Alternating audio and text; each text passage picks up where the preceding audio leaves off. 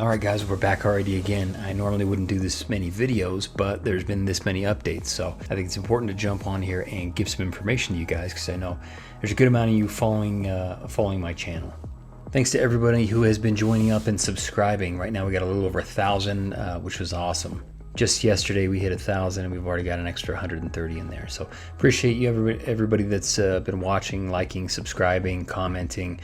Definitely helps me in the algorithm and makes it more worthwhile for me to spend time doing the videos and trying to share the information. So appreciate all you guys. Already 3,600 of you have watched the update that I did yesterday, so thank you so much. Shout out to Drip.community. This dude's super rad. Posts a lot of great content out of the UK. Anyway, back to Drip. So last night and this morning I spent several hours watching, or I guess more listening to the impromptu AMAs that Forex Shark did. So really all these AMAs were really set up to just ask questions of Bank Teller, trying to figure out what happened with the system, how can he avoid those, those issues in the future. And I called out a handful of those items on yesterday's video, so I won't rehash them too much here. But if you guys don't know, elephant money was exploited. There was some vulnerabilities in the code. Someone was able to get in and really jack up the TVL to the tune of 200 to 300 million, but actually steal 11 point some million of investors' money. So a good amount of people lost money. Obviously, it takes away from the platform. The biggest issue there, I mean, that stuff's gonna happen. This is DeFi, so we have these great returns. Sometimes we can make $1 million, but there's also a lot of downsides to it. It's highly unregulated, and when you're dealing with code, there's inevitably gonna be certain different vulnerabilities in that code when you're building these contracts. When you're coding like building software for Microsoft, that's one thing. There's areas where it can get exploited, but when you're talking about financial services and people have a bunch of money in there, it makes it very worthwhile for these hackers to try and find errors or vulnerabilities in the code so they can steal millions of dollars. So it's really easy for them. Anyway, the biggest issue on that really concerns me is Bank Teller knew about the issue. Even Forex knew about the issue and kind of called it out and said, hey, there's a vulnerability there. And on the AMA yesterday, it was pretty mind-blowing. I mean, Bank Teller kind of brushed it off and just said, hey, everybody should be lucky that they've got the opportunity to buy at this super low price. These people are going to make a lot of money. It says, yeah, they got audited, and the auditors kind of brushed it aside, knew about it, saw it, but didn't think it was going to be a big issue, and he did the same, just kind of brushed it off. So at the very least, that's gross negligence. When you're dealing with people's money in the financial world, sure, in the scheme of things, maybe that won't bring down elephant money, because there's a potential that they just fix the code and then it's a non-issue going forward. But it's still a major miss in my opinion. I mean, super bad. I honestly sat and listened to Bank Teller and Forex Shark go back and forth yesterday. I think Bank Teller's probably had enough, but he was just very dismissive of some of the issues and questions people were bringing up, just saying, yeah, well, it happened, oh well. I didn't feel like he was taking a lot of responsibility. In another part of the call, where Bank Teller dropped off, Forex said, and I quote, "I take full responsibility for what happened with the animal farm." So I like that coming from a developer. He designed the system in a way where there's a vulnerability, it got exploited, and he took full responsibility for it. I mean, a lot of the AMA, if you guys watch the whole thing, and I don't even want to call it an AMA, it's just a back and forth session, but that's pretty much what it turned out to be. Bank Teller is basically putting some of the blame on Forex, which is absolutely ridiculous. He's saying, hey, if you saw the error in the code, why didn't you come help me fix it? We're supposed to be a community and band together. It's not Forex's responsibility to fix the issue for him, tell him how to fix it. Certainly helpful if he pointed it out, which I believe he did. Hey, there's an error in the code. This is where you'd need to look. Forex said it was very obvious, so it was easy for someone else to exploit it. It wouldn't have taken a super mastermind to figure out all the details and figure out a way to exploit it. But for probably 20 minutes of it, they're kind of trying to shift the burden of fixing this whole issue over to Forex. Like Forex should drop what he's doing with Animal Farm and all the drip stuff and all the things he's trying to launch, and then go over there and fix their code. Obviously, Forex didn't want this to happen. It hurts the community. Anytime a project gets exploited, there's a handful of people that just run from the DeFi space say, hey, until this is better, I'm not going to be involved in it.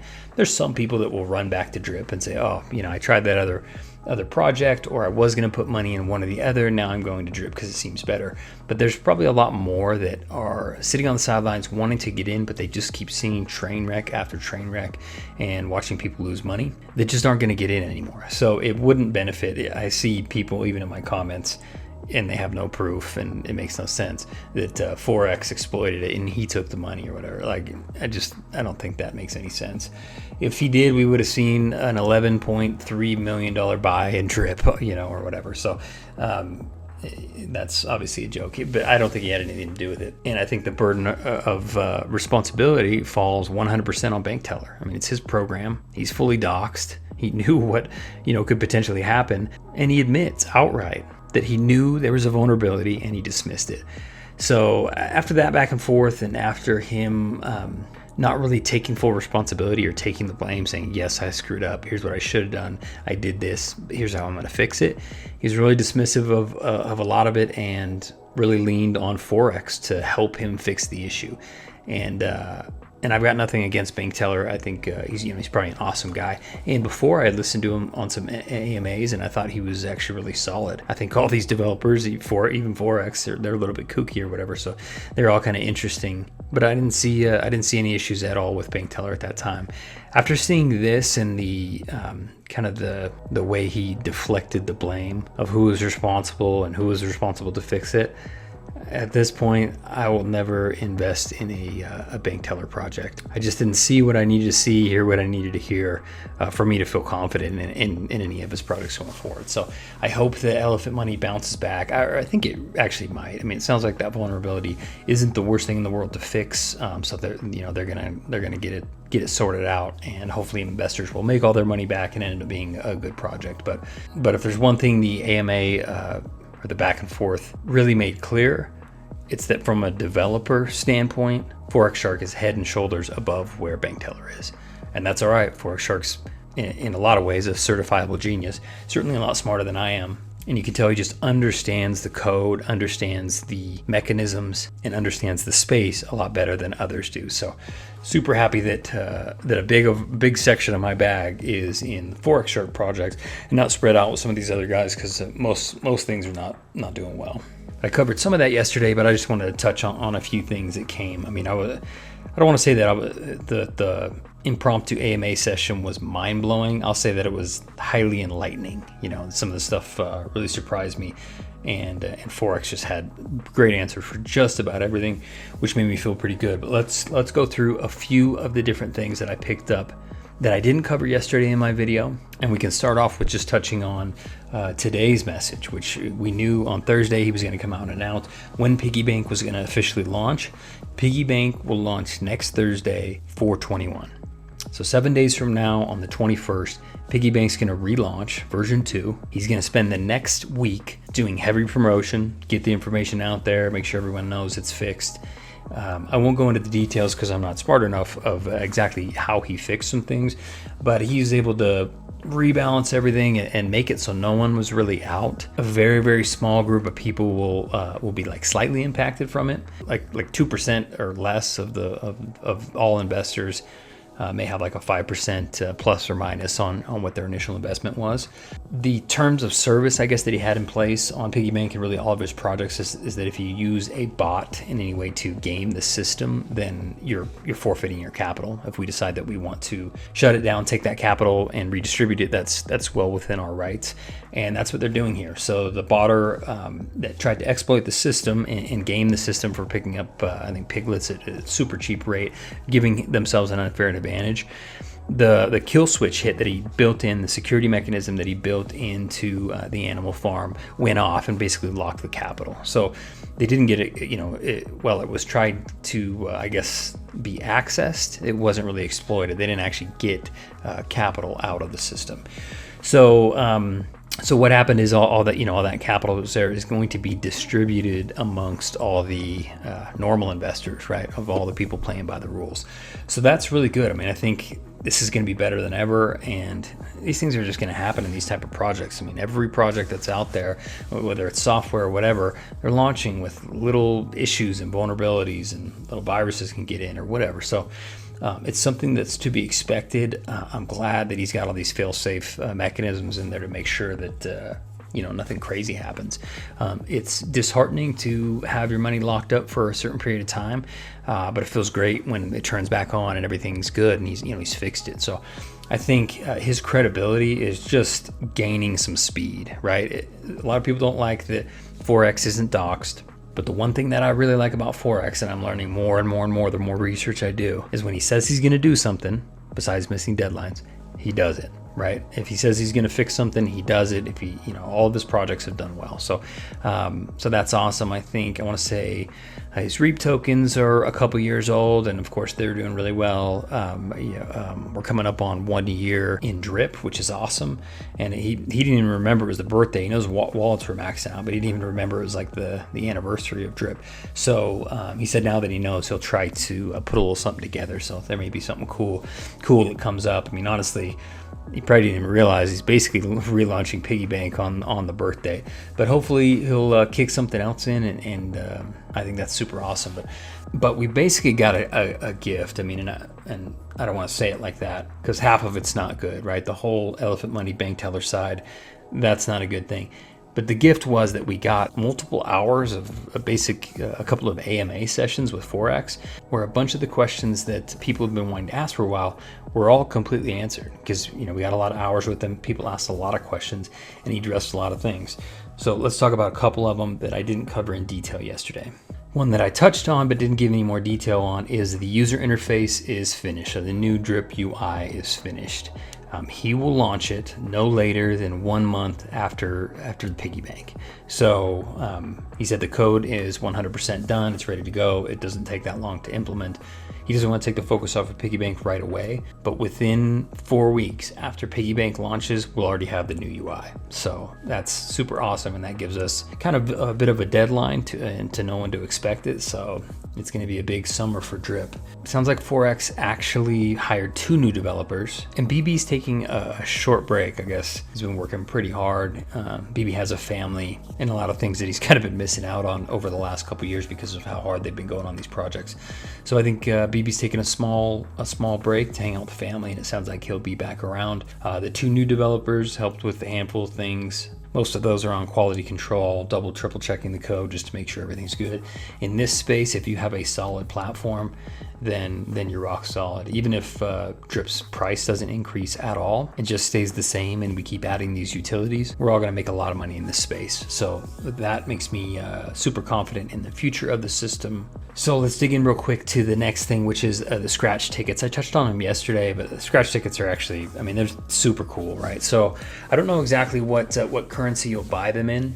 You may buy them in the native currency, like pigs, dogs, or drip. It may be just BNB. He may have mentioned that, but I didn't pick that up. But basically what's going to happen is you will buy scratch-off lottery tickets, and they'll be made in batches, just like normal scratch-off tickets, in batches of whatever it is, 10,000, 50,000. I don't know what type of volume they'll need, but you can buy tickets from those batches. Now, if you scratch them off, you could win money, right? Maybe it's $100,000, maybe it's $500,000, maybe it's $100. You know how scratch-off tickets are. There's a multitude of prizes. There's going to be a jackpot prize, and it sounds like that's going to build, so it's going to get larger and larger and larger until someone hits it. So I don't know if it's like a slot machine where once someone hits it, it resets it to a normal amount, or even like Powerball, right? When people buy Powerball tickets over and over again, it just raises that limit until someone hits, and then it goes back down to whatever the baseline dollar amount is. So it sounds like something very similar will happen here, which is cool because you'll have a increasing probability of winning more and more and more money, which will get people in. And that's cool just from like a game theory. Let's talk about the real utilities behind it and why and how I think it actually helps Drip, helps the animal farm. So first off, what happens once that capital is spent to buy the lottery tickets, about 60% of that capital funnels back into the system. So that's going to use to buy and burn drip tokens, dog tokens, pig tokens. By burning those tokens, kills the supply, and if demand is the same or greater, the price will go up from that. So super helpful. It's good to know that that's how it works. The really interesting thing that I did not pick up on before is, of course, the scratch-off tickets are basically given to you as an NFT. Let's say you scratch it and you win, or maybe you just win your money back, so you basically break even, or you lose on it, right? You didn't win a lot. No matter how much you win, of course, it wouldn't make sense if you won a ton, but if you won even $100 or $0, you can stake your NFT in the system. So your NFTs can be staked. The unwinning tickets become a share in the company, and you get paid out in dividends, right? In drip tokens or whatever. So I feel like you can't lose with the scratch-off tickets. If you buy it and you lose, you can stake it and still get some rewards for it. Over time, it'll pay for itself. If you buy it and you win, no matter what, a portion of your original profits go back to buying drip or pigs or dogs, and then those tokens get burned, therefore increasing the supply. Or if you buy and you win a lot and you end up taking home $100,000 or $500,000 in one of these tokens, I mean, that's life-changing money for most people. So I think the NFTs just have all these different aspects, and I'm just barely touching on it. I mean, he went into the scratchers for like maybe an hour. I mean, it was a good amount of time. So he talked in depth about their utilities and all those details, and they're done. So I'm assuming that it's probably going to be officially launched very soon after Piggy Bank launches, maybe the week after, maybe 2 weeks after, to give Piggy Bank a little more time to get some eyes on it. But he says he's got all this stuff done. He also said Forex gets some heat, even from me, about setting a deadline and then missing a deadline. Happens all the time. But he said basically he's tired of doing that because he gets most of the work done, throws a deadline out, and then he wants to change a bunch of things and he feels rushed or whatever. So now he's not going to announce a deadline until the project, whatever he's working on, whatever that segment is already 100% completed. So he's saying Piggy Bank's been done. And they're just trying to tie up any loose ends and then promote it and then implement it. So same thing. Scratchers are done, UI's done, and he's working on a handful of other things. Another thing he mentioned at the end there is he's kind of working on some other projects. He's gonna start going out and looking at VC seed round funding to promote some of these new projects he's working on. That's venture capital funds. Seed round's normally the first stage. You get angel investors, seed round. Those kind of land in the same bucket at the very bottom. So that's when projects are very early on, and they don't have like a pre-money valuation done. So you don't know how much the business is worth. You're going in looking at, okay, the concept is good. They're clearly want to make it work. Then you put money in, getting a percentage of the company, and seed round funding is where you would make most of your money, but it's also more of a gamble because the business or whatever project it isn't fully developed. You're kind of in the developing stages, so you're taking some risks there. But man, anything Forex does turns out pretty good. So that would not be a bad spot for the right VC firm to come in and really help out. But it's for new projects that he wants to launch. I mean, it's just insane what Forex has going on. They're trying to partner with this company that helps people buy and sell their businesses and projects. So think of it as a platform that you could go on and get a piece of a project that you needed, or some code that you needed, or a fully functioning business. You could take the full staking protocol that you made up personally, and if you didn't know how to market and do all this stuff, you get listed on there and someone could buy it from you. So very interesting platform. He's looking to partner with them, do some advertising and a handful of things. He talked in depth about how Chainlink's going to play a part in some of the stuff he's working on. So I know I said this on yesterday's video, but I want to reiterate it here. I was bullish on drip when I started in December, and right now I am more bullish on drip than I have ever been. So not financial advice. Don't get in unless you're perfectly fine losing the money. It's got to be risk capital. But I truly feel in the next 6 to 8 weeks, drip's price is double where it's at right now. And I still feel, I've been saying this from the beginning, I think at some point this year, we tap another all-time high. So we'll see where that's at. A lot of people are predicting $500 drip by the end of the year, $1,000 drip. That would be fantastic because I could invest a whole lot of money from drip if that were to happen. But I mean, I think we'll hit 250, 300 maybe by the end of the year. And those are just my fairly conservative predictions with all the stuff that's coming on board. That's assuming PancakeSwap really goes live, and that's a full deal. Again, not financial advice. That's just what I feel is going to happen. So it makes me feel pretty confident in the system. I think there's a lot of people that have been complaining about the price because they got in at a higher price. I think they're $130 or whatever that they got in. At some point this year is going to look cheap again. So I'm looking forward to all the naysayers kind of getting a little bit quiet and taking their profits and believing in the project again. People don't want to be patient. Everyone wants to get rich super quick, and they don't realize that even though crypto is a pathway to make really good money, there's a long waiting periods in between. I mean, you could get into a token, even one of these shit tokens, and be in it for 2 years, and then it gets a bunch of hype and makes you $12 million, and then it drops back down again. So crypto and DeFi in general is kind of about spreading your money around a little bit, knowing that a lot of this stuff is a gamble. Try to do your research to where you're making the best decisions possible, and then when one of them hits, it's life-changing money. So you put money into 10 projects. 7 of them were garbage. 1 did okay, 1 did fairly well, and 1 did awesome, and you end up way ahead. I mean, that's just the game with crypto. So you got to be prepared for that if you're going to get into the crypto space. But Drip right now, 784 tokens. A few people joined the team last night, so thank you so much. I think it's just a lot of people that are watching my YouTube videos. But right now it's sitting at $35. It's been up and down a little bit. We're kind of coming back up. It was at 37 at some point yesterday. But I just think we're going to ride this train. Animal Farm, Piggy Bank relaunch got announced right in here, so that it's starting to swing up. But I think we won't see a bunch of big movement until next Thursday, till it actually launches. And people will be like, man, when Forex says something, he actually does it. More money will pile in. It'll get a little wonky because some people who aren't paying attention to what's happened and transpired from when it shut down until now will just try to pull a lot of money out. So I'm interested to see what the price action does. But again, in the next couple months, and then a little bit longer term, right, for the next 12 months, super bullish on Drip. I really think Forex has an amazing handle on the code and the updates and the midterm and long-term outlook for all the things that projects needs. So hold on to your hat. I hope I'm right, and I hope we make a ton of money. If you'd like to join the team, I'm doing airdrops. I'll do more this weekend, and we give it to charity and charitable causes like we did last week. So if you'd like to join the team, I will post my buddy code down below. Please like and subscribe to the video and the channel if you haven't already. Thank you all for being here. Hopefully you find value in all the videos I produce. Happy investing.